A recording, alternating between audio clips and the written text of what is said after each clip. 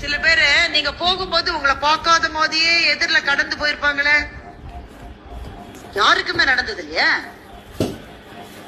நான் இப்ப சொல்றேன் கேட்டுங்க, சத்தியமா உங்களை அவங்க பார்த்துட்டு தான் பார்க்காத மாதிரி போயிருக்காங்க.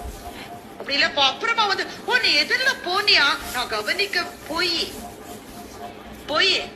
அதை கவனிக்காத மாதிரி போறதுல ஒரு கெத்து இருக்குல்ல.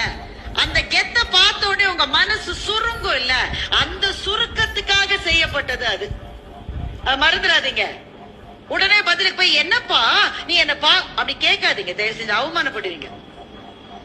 இன்னொரு சந்தர்ப்பத்துல அவங்க உங்க முன்னாடி வர்ற போது நீங்களும் பார்க்காத மாதிரியே போறதுக்கு ஒரு வாய்ப்பு உங்களுக்கு இருக்குல்ல, அந்த வாய்ப்பை விட்டுறாதீங்க.